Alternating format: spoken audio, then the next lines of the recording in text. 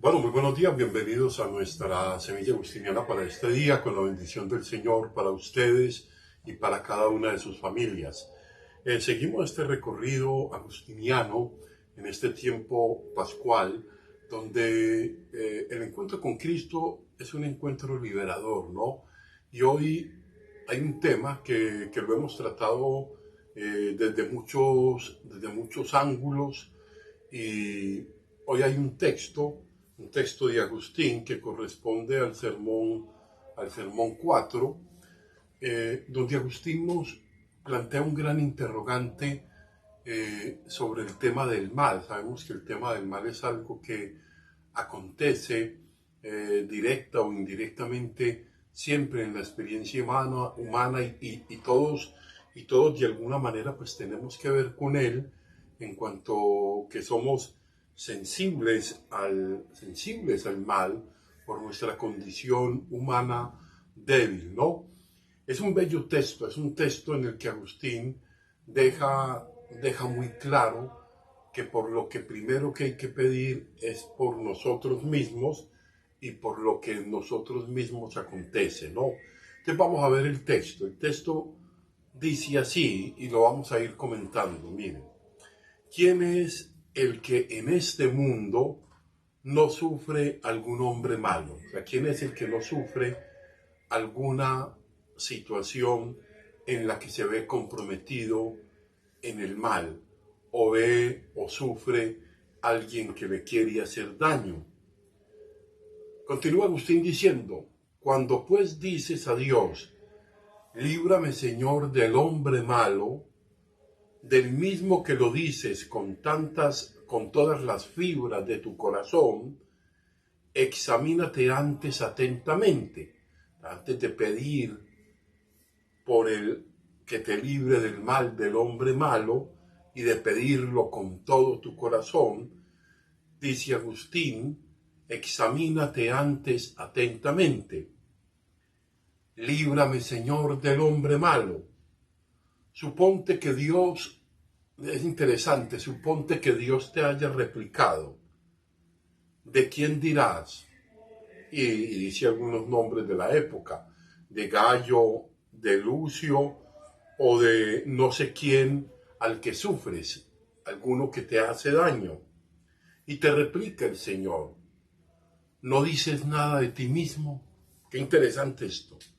Comienza a irlo introduciendo en él mismo. Estás mirando el malo allá, pero ¿qué tienes que decir de ti mismo? No dices nada de ti mismo. Qué interesante. Si te libro del hombre malo, antes de nada, dice Agustín, tengo que librarte de ti mismo, que eres malo. Es bien interesante. Antes de librarte del malo, te debo liberar del mal que hay en ti mismo, del mal que eres tú. Pues tú mismo eres malo, porque tú mismo no eres perfecto, porque tú cometes fallos, porque tú tienes fragilidades que hacen daño a los demás. Les dice: no te sufras a ti mismo malo. Veamos si encuentra qué mal le puede hacer otra persona mala, ¿no? Dice: ¿qué te hace esta a ti? No seas mal hombre. O sea, no te domine. Comienza Agustín describiendo algunas situaciones. Dice: no te domine tu avaricia, no te pisotee tu concupiscencia, no te triture tu ira. ¿Quiénes son esos enemigos interiores tuyos? Les comienza Agustín a preguntar, no por el malo que está allá, sino por el malo que en mí produce el mal. ¿Quiénes son esos enemigos interiores tuyos? Y escribía tres: la avaricia, la concupiscencia, o sea, el deseo desordenado de las cosas, o la ira. Entonces, tú mismo no te causes daño alguno. Les invita a que primero no se cause daño a sí mismo. Entonces veamos qué te hace el vecino malo, el amo malo, el poderoso malo. Veamos qué te hace. Hállate justo, fiel y cristiano.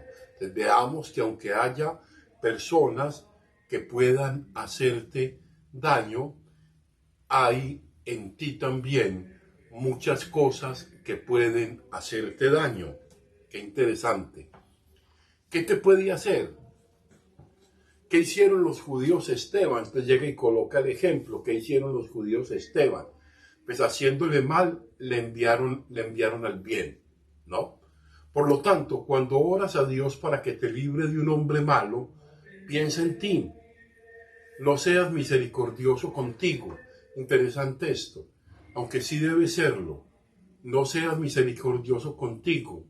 A veces hay que ser misericordioso porque a veces se nos puede ir la mano también en lo rígido con nosotros mismos. Pero no seas misericordioso contigo, va queriendo decir también de que no seas tan blando al momento de mirarte, de que seas capaz de mirarte y de examinarte y de examinarte. Entonces dice, líbrete él de ti, que te libre el Señor de ti. ¿Cómo te libra de ti? Y es una cosa maravillosa, perdonando los pecados, regalándote méritos, dándote fuerzas para luchar contra tus concupiscencias, inspirando la virtud, concediendo a tu mente el deleite. Agustín siempre habla en este sentido, el deleite celeste, con que superar cualquier deleite terreno, o sea, el gozo de las cosas celestiales, el gozo de las cosas espirituales.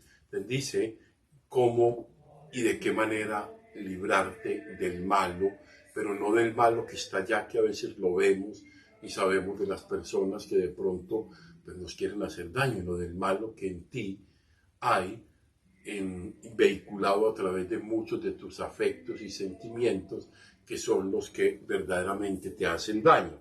Continuamos entonces. Este texto tomado del Sermón 341 nos coloca nuevamente en la concepción del mal según San Agustín y nos da razón de su presencia en el mundo, de su origen y de la presencia de la maldad, ¿no? Esto es bien interesante. Y Agustín tiene una reflexión muy interesante y es que la pregunta por la naturaleza debe preceder a la pregunta por el origen. La pregunta por la naturaleza del mal debe preceder a la pregunta por el origen. ¿De dónde viene el mal? Esa es como la gran pregunta. ¿De dónde viene el mal? Suponte que el mal es, primero, hay que preguntarse cuál es la naturaleza del mal, y la respuesta de Agustín es que el mal no es. Es bien interesante. Esto tiene una carga filosófica. Agustín dice que la naturaleza del mal, y la respuesta de Agustín es el mal no es eso, o sea, no tiene una fuerza absoluta total. O sea, y no hay contradicción con este texto. Agustín está hablando de quién es el hombre malo, pero acá, por maldad, se entiende en términos morales. El hombre que se siente como pecador no es una sustancia, no es un origen y no tiene que ver tampoco con un atributo. Es alguien que vive una experiencia del mal, pero no un mal que esté ajeno y que sea una cosa irremediablemente en él, sino que está allí, que hace parte en su debilidad humana, pero no es un atributo especial. Y esto es bien interesante, esto es bien interesante entenderlo. El mal no tiene una entidad propia, dice usted, el mal no es, dice Agustín. Entonces, bien interesante esto como lo propone. Entonces, tiene que ver con lo que habla Agustín, y se ha hablado en numerosas ocasiones de la salud. Tiene que ver con la naturaleza dagnata que hablamos, y que es el hombre que conoce al otro como malo, a la naturaleza como mala, olvida que él mismo es una naturaleza que tiene esa deficiencia y fragilidad de bien. Es interesante el modo como Agustín invita a este hombre que lo libre de los malos, le invita, que le pida a Dios que le libre del mismo. Esto es bien interesante. De comenzar a ver el mal, no un mal desde fuera, sino un mal desde dentro, ¿no? Vamos a ver por qué. Porque en sí mismo el sujeto es un ente que está naturalmente condicionado por la falta, por el pecado. O sea, tenemos un condicionamiento por la fragilidad humana que tenemos. ¿Y cómo se libera uno de sí mismo? Perdonando los pecados, regalándote méritos, dándote fuerzas para luchar contra tus males, inspirando la virtud, concediendo a tu mente, dice Agustín, un deleite celeste con que superar cualquier deleite terreno. O sea, la única forma de superar el mal, y que Agustín nos lleva a un tema muy profundo de la gracia es la presencia de Dios. Lo único que nos lleva a superar el mal es la presencia de Dios. O sea, la única forma de limpiar en términos sacramentales, de convivir y de lograr sobrevivir a la naturaleza dagnata es la gracia. O sea, hay una naturaleza que está herida, hay naturaleza que está inclinada a veces al mal, que está inclinada a veces a obrar contrario al bien que incluso desea, nos va a decir San Pablo. Hay una naturaleza que requiere de la ayuda y del soporte de la gracia. Y esto nos lleva a otra temática agustiniana muy profunda, que es lo que nosotros llamamos el Capaz Dei. Lo hemos hablado muchas veces. Dios, en la construcción de su imagen y semejanza, que es el hombre y la mujer, lo hizo Capaz Dei, lo hizo capaz de Dios.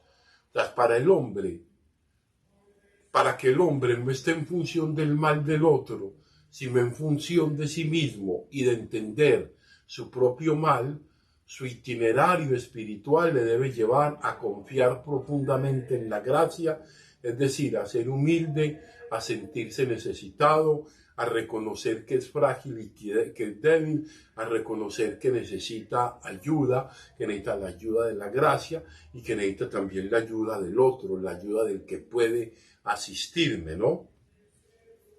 Por eso en Agustín podemos decirlo que no hay una teología del mérito. O sea, yo no me merezco nada. Es una teología de la ganancia. Porque los méritos del hombre son los méritos de Dios en el hombre. Por lo tanto, la única forma de librarnos de nosotros mismos, según Agustín, es pidiendo a Dios que perdone nuestros pecados y que nos regale los méritos, porque no logramos con nuestras fuerzas y dándonos fuerzas para luchar, porque no las tenemos para luchar contra nuestros propios males, contra nuestras propias esclavitudes, porque nuestra naturaleza tiene, según Agustín, una herida que debe permanentemente ser curada, ser medicada, y la medicación de esta fragilidad, según Agustín, es la gracia. Según Agustín, es Dios en el hombre que va sanando internamente aquello que se ha venido deteriorando con el tiempo.